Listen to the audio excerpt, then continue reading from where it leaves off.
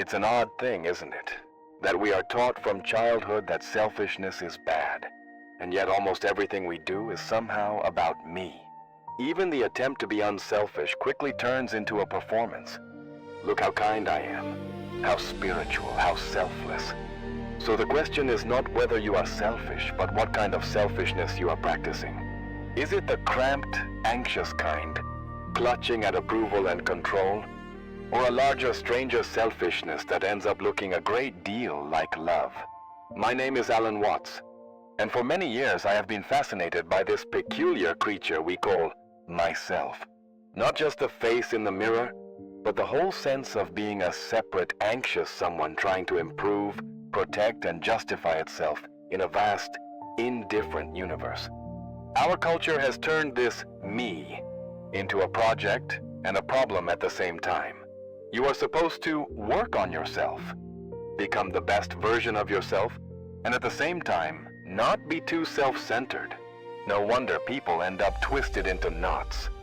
The revolutionary suggestion I want to explore with you is that true self-knowledge begins when you stop trying to be unselfish and dare to see just how thoroughly selfish you really are. Not as an accusation, but as a fact of nature. When you look honestly at your motives, your desires, your fears, you discover that even your noblest gestures often have a flavor of, what do I get out of this? And here comes the paradox. If you follow that selfishness all the way in, without flinching, you may find that the self you are trying to defend is not what you thought it was, and that the only way to truly care for yourself is to care for the whole field of life in which that self appears. The central principle is this.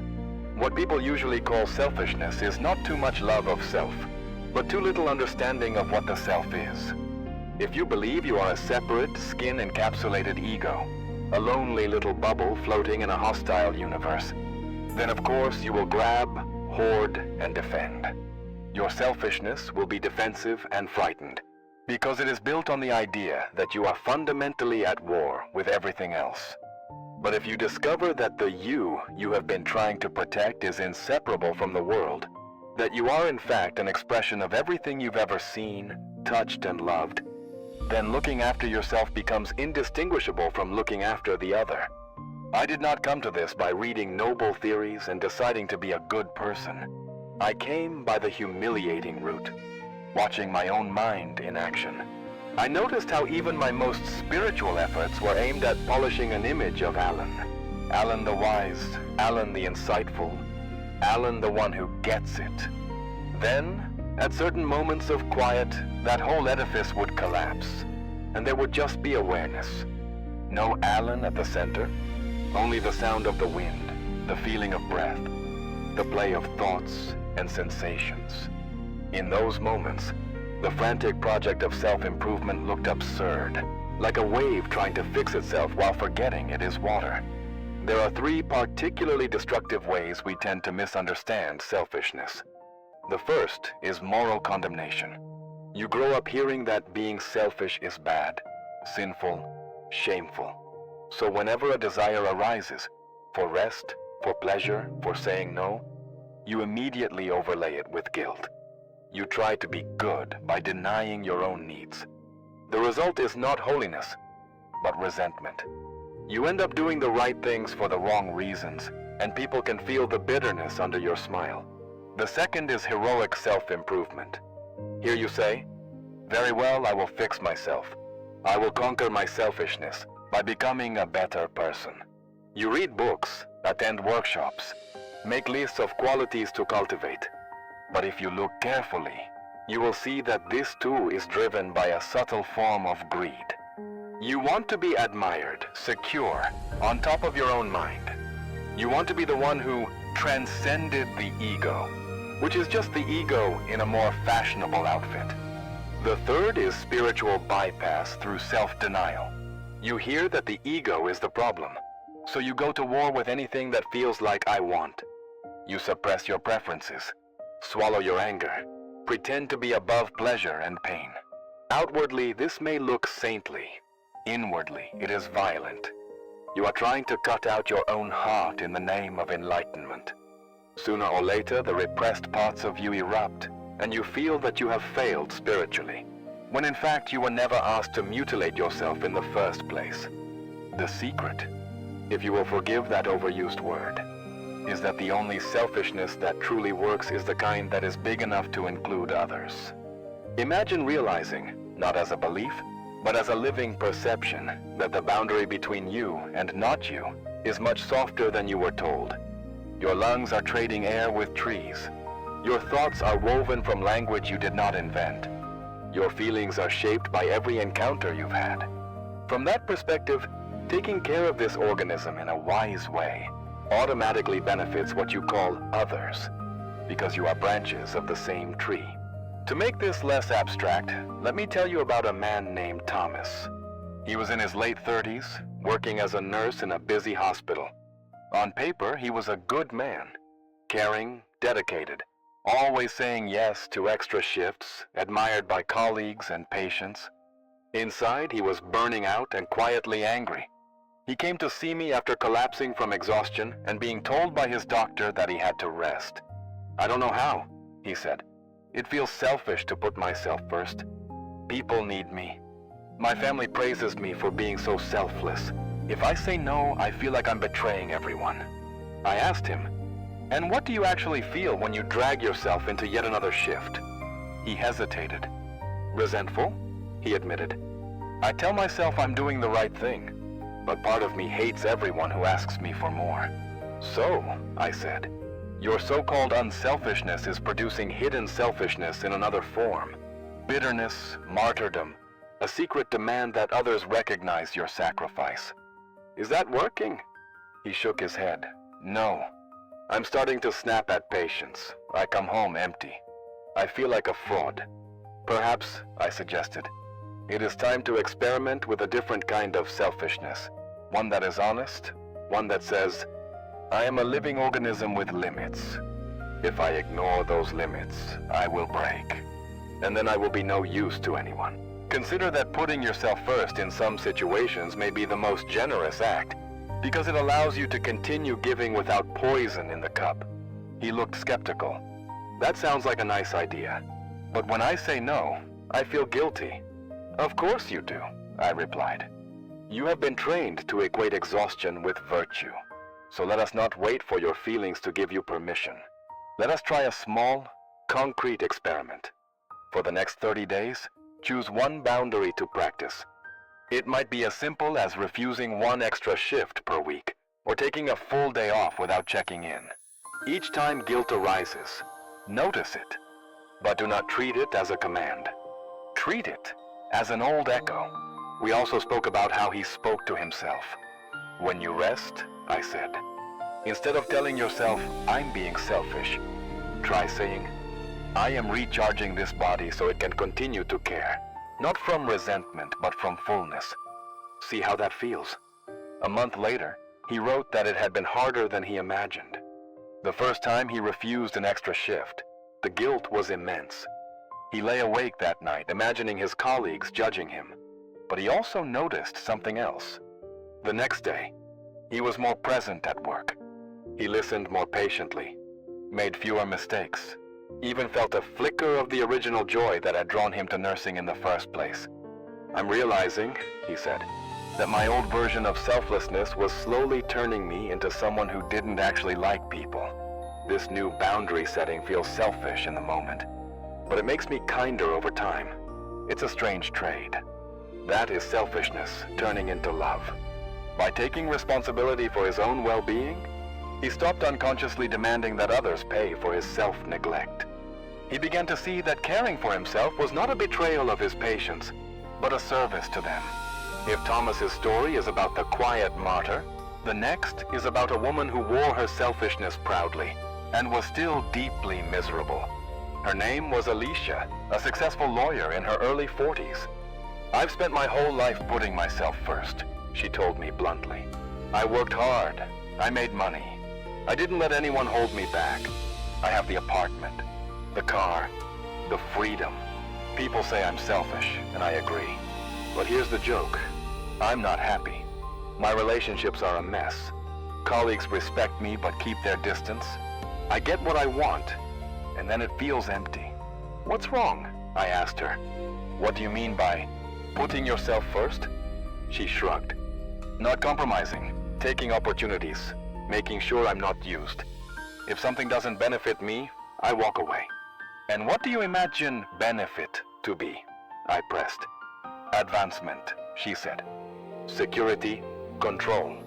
So, I said, your selfishness has been aimed at maintaining an image. Alicia, who is in control, never vulnerable, always winning. Has it worked? She thought for a moment. Financially, yes, she said. Emotionally, absolutely not. Perhaps, I suggested, you have been serving a very small self. The persona that never needs, never softens, never risks. That is one kind of selfishness. Feeding the costume while starving the human being inside it? What might it look like to be selfish on behalf of the whole of you, including the parts that need connection, tenderness, even dependence sometimes? She scoffed. Dependence is weakness. Is breathing weakness? I asked. Is needing food weakness? You are already dependent on the entire universe. The question is not whether you depend. It is whether you can admit it. There is a strange freedom in acknowledging that you too are a creature among creatures, not a fortress. You might find that putting that deeper self first, the one who longs to give and receive, not just to win, changes what you call benefit. We designed a very different experiment for her. For the next 30 days, I said, once a day, do something that benefits someone else in a way that does not directly advance your image or advantage. And do it because it feels right, not because it earns you points. It might be as simple as really listening when a colleague is struggling, or helping a junior associate without claiming credit. At the same time, once a day, allow yourself to ask for something small you genuinely need. Help, time, reassurance, from someone you trust. She grimaced. I hate asking for help. Precisely, I replied. Your current selfishness has been about never appearing to need anyone. That has bought you a kind of power and cost you intimacy. Let us see what happens when you risk cracking the armor. At first, she found it excruciating. Offering help without strategic gain felt like losing an advantage. Asking for support felt like standing naked in a room full of critics. But something softer began to appear. One day, she said, I stayed after a meeting to check on a junior colleague who had seemed off. Instead of giving advice, I just asked how he was doing and listened. He ended up sharing that his father was ill. For once, I didn't turn it into a lecture. I just sat with him. Walking home, I felt oddly satisfied, more than after landing a big client. On another day, she asked a close friend to simply sit with her because she was feeling lonely. She came over, we had tea, we talked about nothing in particular. I kept waiting to feel stupid for needing this. Instead, I felt human. Over the month, Alicia's definition of putting herself first evolved. It became less about constant advantage and more about living in a way that did not leave her heart starving. I still care about my career, she said, but I no longer worship it as my only source of worth. Taking care of myself now includes letting myself love and be loved. That feels like a much more radical kind of selfishness. Here is where self-knowledge enters the picture. When you look deeply into what you actually are, not what you think you should be, you discover that you are not a separate unit that can truly thrive at the expense of others.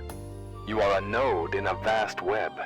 Your joy is intertwined with the joy of those around you. Your suffering is not isolated either. Ignoring that fact is the shallow selfishness that leads to emptiness. Embracing it leads to a strange freedom. You can finally act in ways that are good for you and good for the whole, because you see that the two are not in opposition. Spiritually speaking, you could say that the highest form of selfishness is to align yourself with reality. Reality, as it keeps trying to show you, is not divided into me and not me, in the way your thinking suggests. Your body is continuous with the environment. Your mind is continuous with culture. Your very sense of identity shifts depending on context. When you understand this, Taking care of yourself logically includes taking care of your relationships, your surroundings, your inner life. Hurting others begins to feel like hurting a limb of your own body. In a modern world that glorifies both relentless self-advancement and performative self-sacrifice, this perspective is deeply practical. It means you can stop swinging between extremes, burning out from overgiving and then crashing into isolation. Instead, you can ask, moment by moment, what action truly nourishes the whole of this situation, including me? Sometimes that will mean saying no. Sometimes it will mean saying yes. Sometimes it will mean doing nothing and simply feeling what is. To make this concrete, here is a 7-step exercise you can use to explore this paradoxical selfishness in your own life. First, take a piece of paper and write at the top, where I call myself selfish. List situations where you feel guilty for putting yourself first, resting, saying no, speaking your truth. Then write, where I call myself unselfish. List situations where you sacrifice yourself, perhaps with hidden resentment. Second, choose one situation from each list and ask, what am I actually trying to get here? In the selfish case, perhaps you want rest, safety, dignity. In the unselfish case, perhaps you want approval, control, to avoid conflict. Be brutally honest. No one else needs to see this.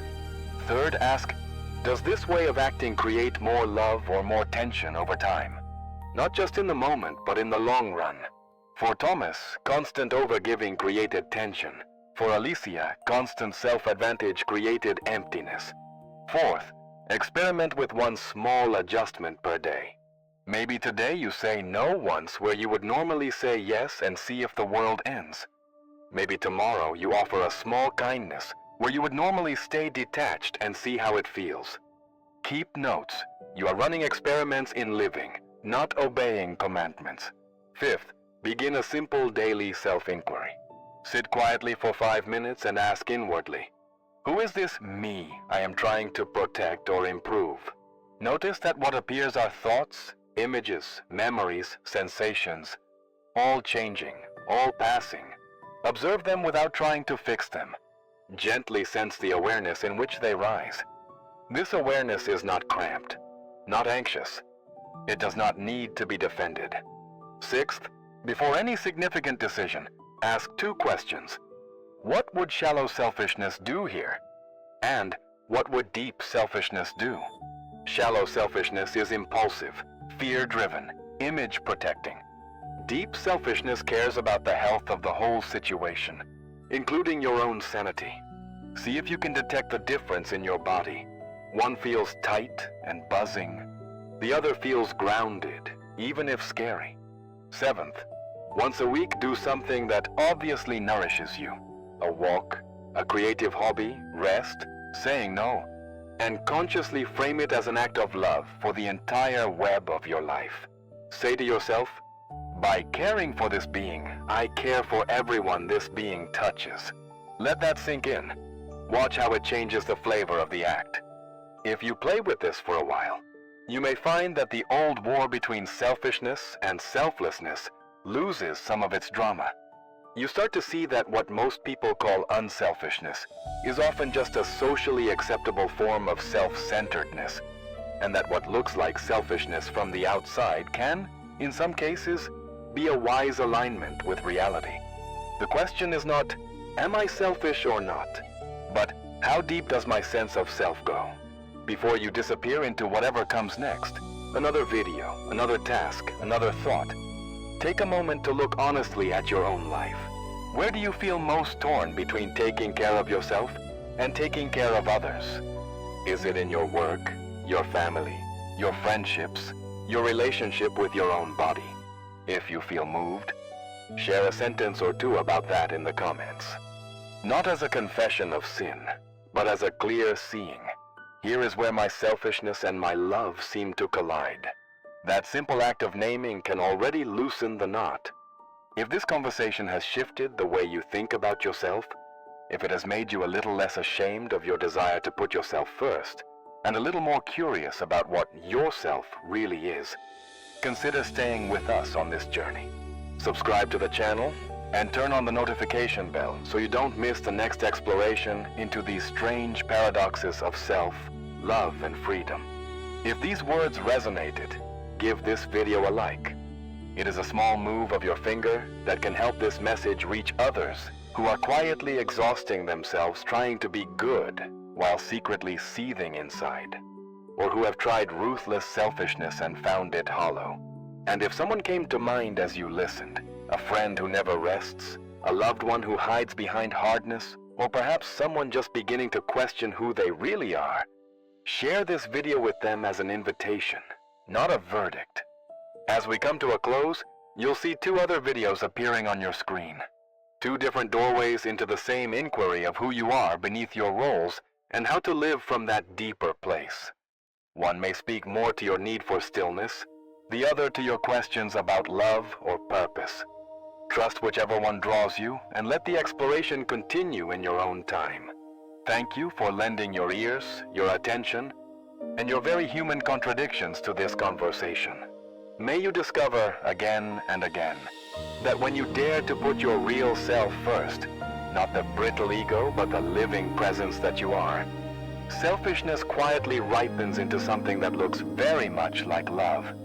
When you begin to see that the line between selfishness and love is not a wall, but a doorway, something subtle shifts in the way you move through your days. You are no longer frantically trying to prove that you are good by cutting pieces off yourself, nor proudly proving that you don't care by ignoring everyone else. Instead, you start to ask a different kind of question, one that is far more intimate and demanding. What truly nourishes the whole of this life, including me? That question is where real self-knowledge begins. Self-knowledge, in this sense, is not an inventory of traits. I am introverted, I am generous, I am anxious, but an ongoing recognition of what you actually are in this moment. You notice that when you say yes from fear, your body tightens, your heart hardens, and resentment creeps in. You notice that when you say no from clarity, there may be guilt at first, but also a deeper ease. You see that when you act only to protect an image of yourself, everyone around you becomes a prop in your private theater. And you see, just as clearly, that when you allow your actions to arise from a quieter, more spacious sense of self, others are mysteriously blessed by what looks, on the surface, like you putting yourself first. This is the strange freedom in the title of this talk. Putting yourself first, when you truly know who you are, does not mean grabbing the biggest slice of cake or always having the last word. It means aligning with the most honest, alive part of you, the one that cannot bear to live in lies, even comfortable ones. Sometimes that honesty will lead you to rest when the world demands productivity. Sometimes it will lead you to speak up when silence would keep you safe. Sometimes it will lead you to offer generosity when your frightened ego would rather stay closed. In each case, you are caring for the only self that is ultimately worth serving. The one that knows itself as part of everything. Of course, living this way will not always win you applause. There will be people who preferred the old version of you, the one who overgave, overperformed, or overcontrolled. There will be parts of your own mind that protest as well, whispering, "You're being selfish. You're going to lose love, status, safety." That is why this path requires courage. Not the loud courage of bravado, but the quiet courage of sitting still while old guilt and fear wash through, and choosing not to let them drive the car anymore. So perhaps the most practical place to begin is simply to tell the truth to yourself.